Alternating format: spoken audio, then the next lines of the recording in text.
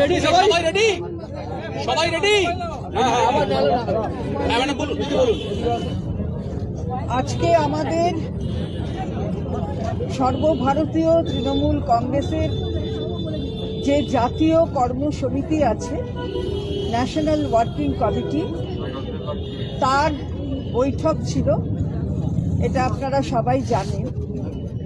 এবং এই বৈঠকে জাতীয় কর্মসমিতির চেয়ারপারসন এবং আমাদের সর্বভারতীয় তৃণমূল কংগ্রেসের চেয়ারপারসন মাননীয়া মমতা বন্দ্যোপাধ্যায়, তার উপস্থিতিতেই এই বৈঠক হয়েছে। প্রথমেই বৈঠক থেকে তিনি এই যে উপনির্বাচন হলো এবং এই উপনির্বাচনে মানুষের যে রায়, তার জন্য সাধারণ মানুষকে এই বৈঠক থেকে তিনি ধন্যবাদ জানিয়েছেন, কৃতজ্ঞতা প্রকাশ করেছেন এবং বলেছেন যে তৃণমূল কংগ্রেস সবসময় মানুষের পাশে থেকেছে এবং থাকবে। মানুষের প্রতি সম্পূর্ণ আস্থা তৃণমূল কংগ্রেসের, মানুষই সব।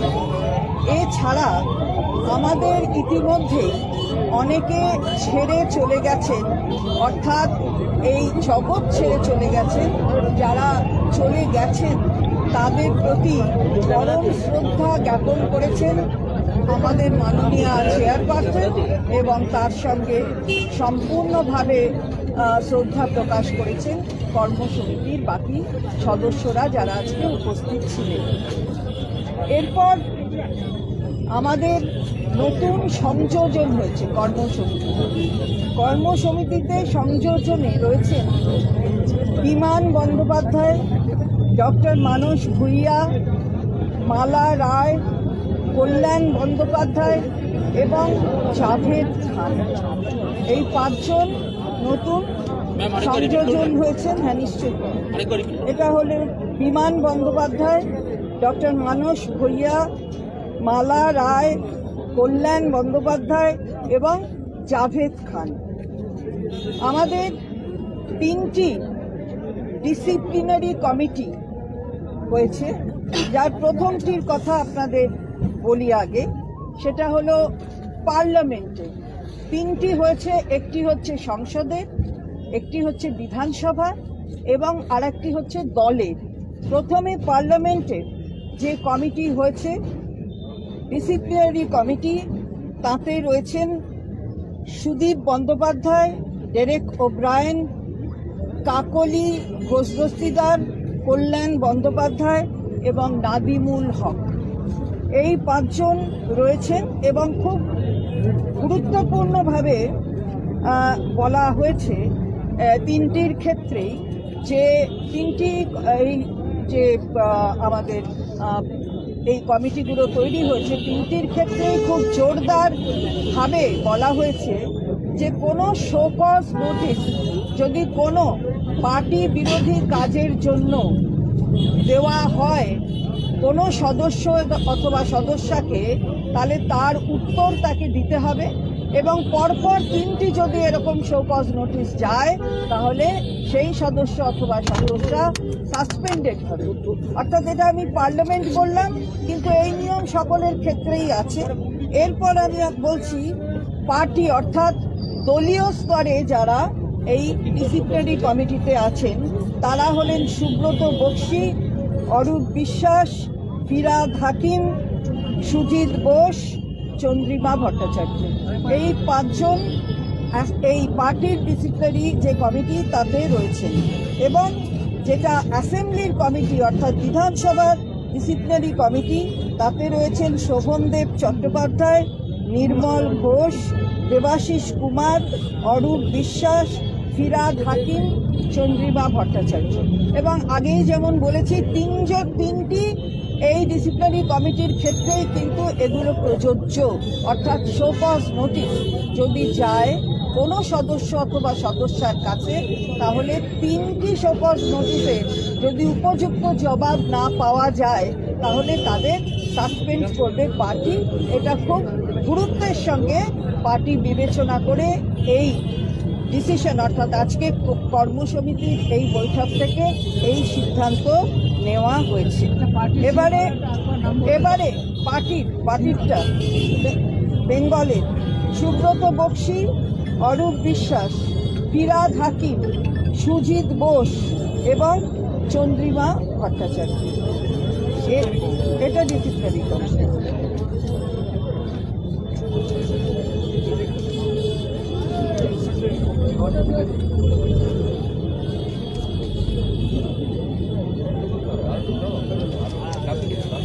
এবারে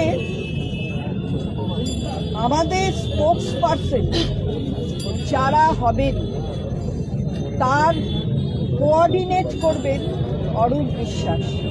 স্পোক্স পার্সন আমি বলে দিচ্ছি, এটা কিন্তু স্পোক্স পার্সন এবং চ্যানেলে যাওয়ার জন্য যে লিস্ট হবে সেগুলো পরবর্তীতে আপনাদের কাছে জানিয়ে দেওয়া হবে। দিল্লির ক্ষেত্রে পার্টির সম্পর্কে বলবেন অভিষেক বন্দ্যোপাধ্যায়, ডেরেক ওব্রায়ান, কাকলি ঘোষদস্তিদার, কীর্তি আজাদ, সুস্মিতা দেব, সাগরিকা ঘোষ। এটা দিল্লির যেটা বলা হলো সেটা পার্টির সম্পর্কে যেটা বলবেন।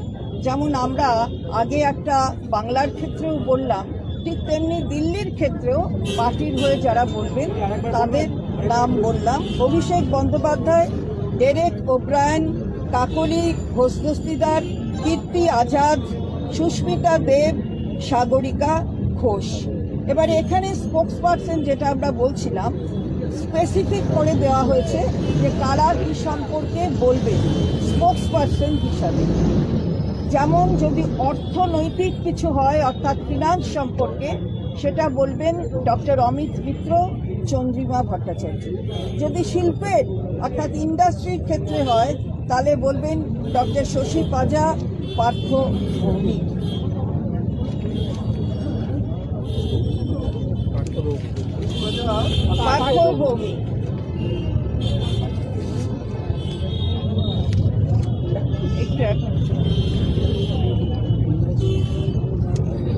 নর্থ বেঙ্গল, উত্তরবঙ্গের জন্য বলবেন গৌতম দেব, উদয়ন গুহ, প্রকাশ চিক বারিক। ঝাড়গ্রামের ক্ষেত্রে বলবেন বীরবাহা হাসদা। গৌতম দেব, উদয়ন গুহ, প্রকাশ চিক বারিক। ঝাড়গ্রামের ক্ষেত্রে বলবেন বীরবাহা হাসদা। চা বাগানের ক্ষেত্রে বলবেন মলয় ঘটক।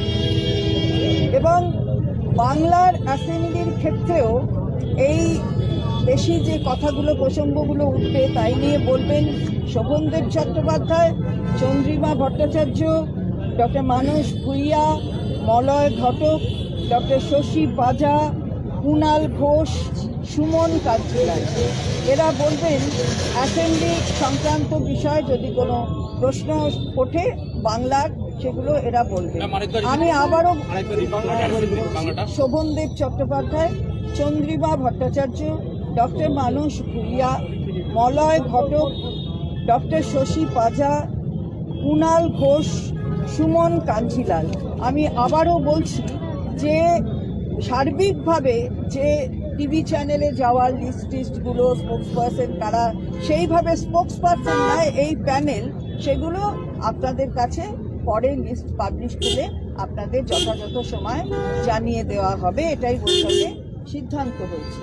এবার আমাদের খুব গুরুত্বপূর্ণ কিছু কর্মসূচি আমাদের মাননীয় চেয়ারপারসন দিয়েছেন। এটা হচ্ছে জেলায় জেলায় তৃণমূল কংগ্রেসের ইতিহাস, সেই ইতিহাস নিয়ে কিন্তু আমাদের কর্মীদের আরও অবহিত করতে হবে। তারা সেই ইতিহাস জানবেন এবং মানুষের কাছে পৌঁছবেন।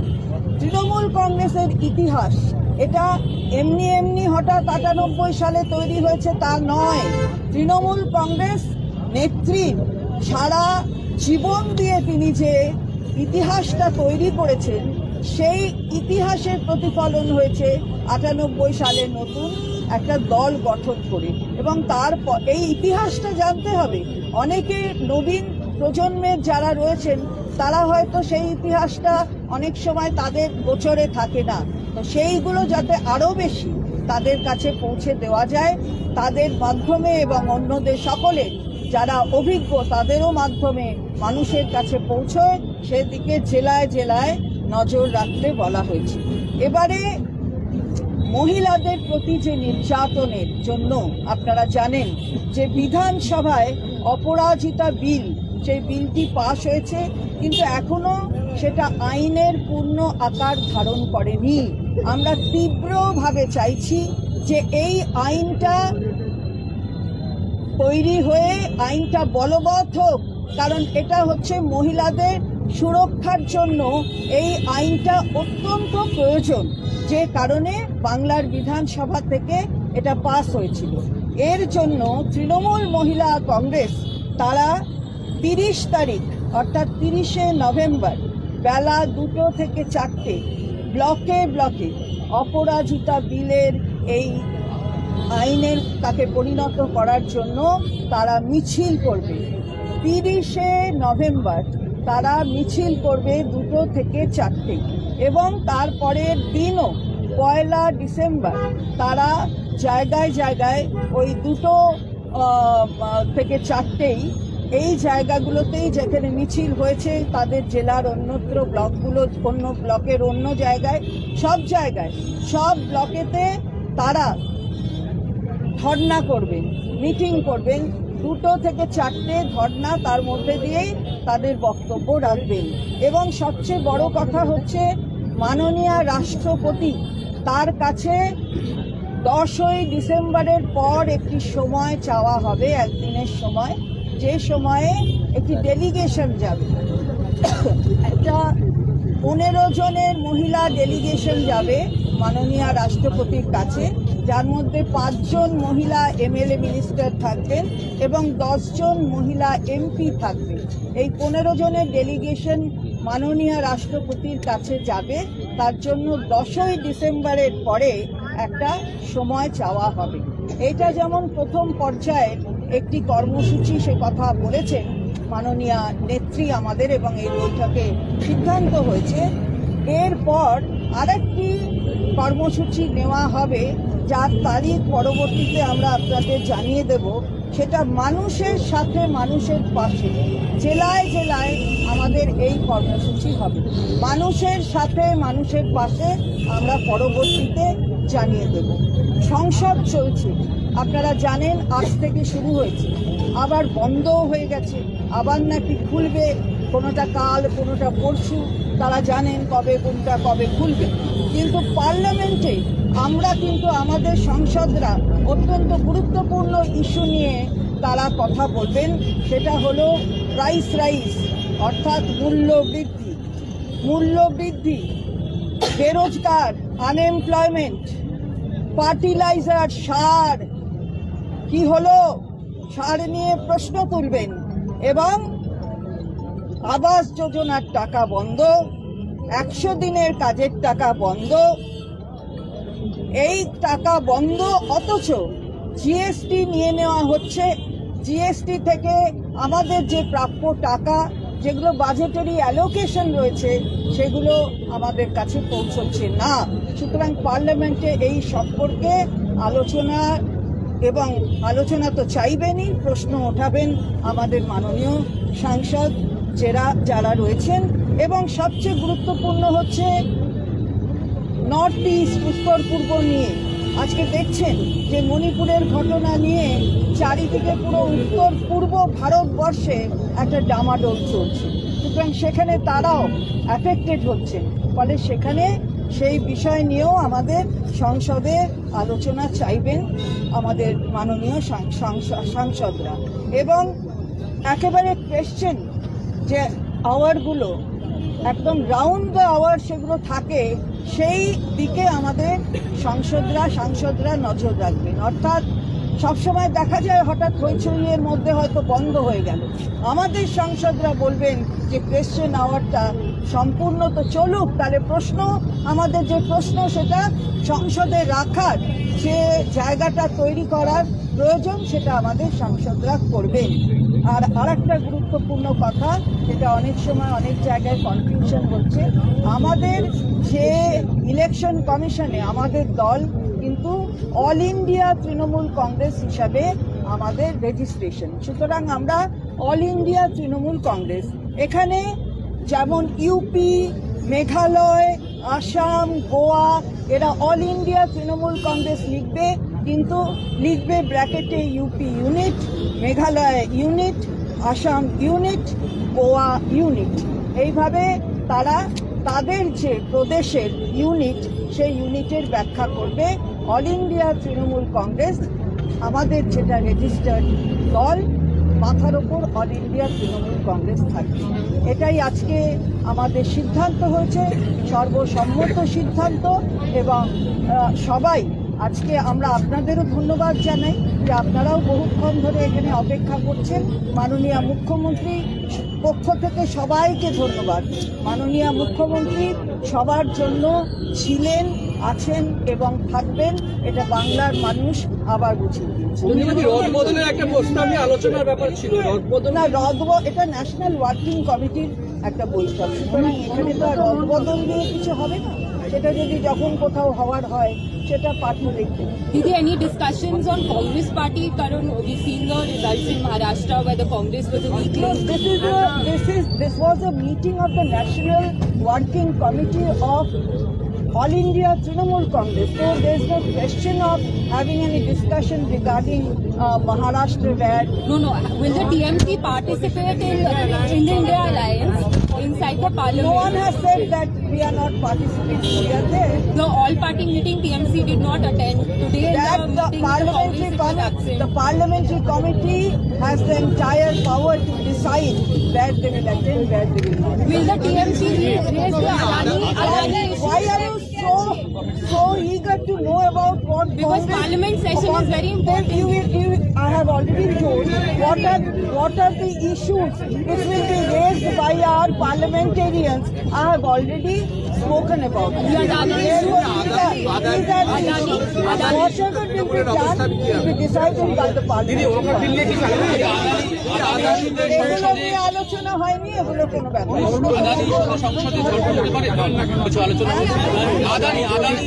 এখানে আদানি ইস্যু নিয়ে তো আলোচনার ব্যাপার নেই, নিজেরও দল ঠিক করবে যখন হবে আপনাদের। রদবদল নিয়ে কিছু কি করলো? রদবদলের আমি এটা শুনছি,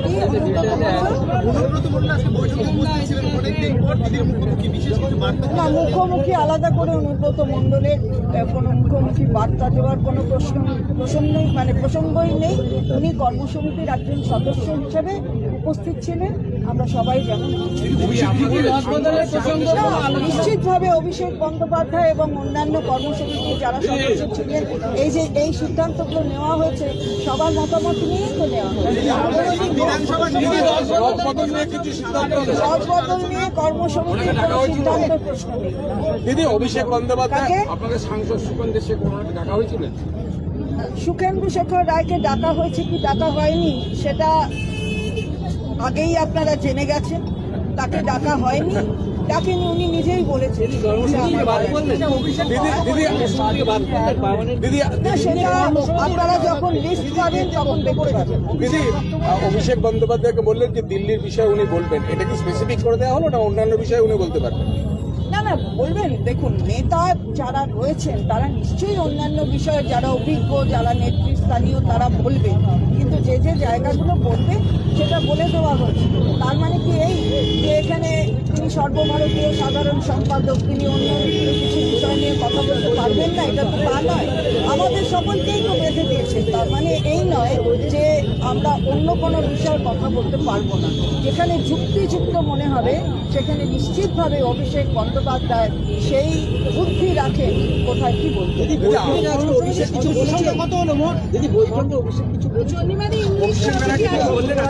এই তো এই সমস্তটা নিয়ে এবং অভিষেক বন্দ্যোপাধ্যায় অপরাজিতা বিল নিয়ে তিনি এই প্রসঙ্গ খুব দৃঢ়তার সাথে উঠিয়েছেন। তৃণমূল মহিলা কংগ্রেসের কর্মসূচি থেকে শুরু করে এই যে যাবে সেটা তিনিও প্রপোজাল দিয়েছেন, সবাই সর্বক্ষণ। দিদি ইন্ডিয়ার মিটিং এ আজকে তৃণমূল অ্যাবসেন্ট ছিল, আগামী দিনে কি ইন্ডিয়ার মিটিং এ তৃণমূল থাকবে? আপনি দেখুন না কি হচ্ছে, আপনি ইন্ডিয়া নিয়ে এত ব্যস্ত হচ্ছেন কেন? এটা ন্যাশনাল ওয়ার্কিং কমিটি ওয়াকআউট বিল নিয়ে এখানে আলোচনার তো প্রশ্ন নেই, এখানে কি আলোচনা হবে? যা স্ট্যান্ড নেবে সেটা আপনারা দেখবেন। দিদি এই জাতীয় কর্মসমিতির সদস্য তাহলে জাতীয় কমিটি 27 জন, 22 ছিল 27 সম্ভবত 27। দিদি এই সবাইকে আপনি লিস্টটা পেয়ে দিদি দিদি এই সবাইকে সব রকম বেঁধে দেওয়া হলো কেন? মানে এটা কি এটা বেঁধে দেওয়া নয়, কি- এটা যে যেটা বলতে পারবে ভালো করে সেটা তাকে সেই কাজটা করতে দেওয়ার একটা ক্ষেত্র দেওয়া। বাধাবাধির কোনো ব্যাপার নেই। অবশ্যই অভিষেক বন্দ্যোপাধ্যায় ঢুকবেন না, এটা কি করে মনে করবেন? দিদি সাংগঠনিক বিষয়ে অভিষেক কিছু করেছে? এই সাংগঠনিক কোনো আলোচনা তো হয়নি, কিন্তু যা হয়েছে তার নির্যাস এখানে ইংলিশটা বলতে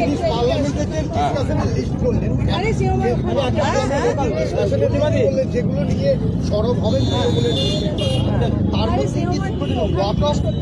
আদানি এই দুটো কি আছে? সেগুলো তো ওরা তো বিল আনবে বলেছে, তো বিল আনলে যা করবার সেটা করবে, আপনারা দেখতে থাকুন। একদিনেই সব শেষ করে দিলে পরে তো আর শুনতে পারবেন। নির্বাচনে ছোড়া কেন্দ্রে হেরে যাওয়ার পর আজকে সকল ব্যক্তি সিনেমা দিদি দিদি দিদি এদিকে এদিকে এদিকে হেরে যাওয়ার পর সিনেমা দেখতে গেছে। আজকে এমএলএরা এমএলএরা আজকে বিজেপি এমএলএরা আজকে সাউথ সিটি সেন্টারে সিনেমা দেখতে গেছে। দেখুন, 6টা জায়গায় হেরে গেছেন এমএলএরা। দুঃখে যখন দুঃখ হয় তখন আবার একটু তার রিফ্রেশড হতে হয়তো সিনেমা দেখতে গেছেন, আমি জানি না। সিনেমা দেখতেই পারেন, সেটা এমএলএরা দেখতে চেয়েছেন, দেখতেই পারেন, আমি জানি না কোন কারণে গেছেন, কিন্তু ঘটনা হলো 6-0 হয়েছে। মহিলা বিল নিয়ে রাজভবনের সামনে বসার কথা ছিল রাজ্যপালের কাছেও, মাননীয় রাজ্যপালের কাছেও একটি মানে তার সময় চেয়েও একটি চিঠি দেওয়া হবে। যেমন মাননীয় রাষ্ট্রপতির সময় চাওয়া হবে, তেমনি মাননীয় রাজ্যপালের কাছেও সময় চাওয়া হবে।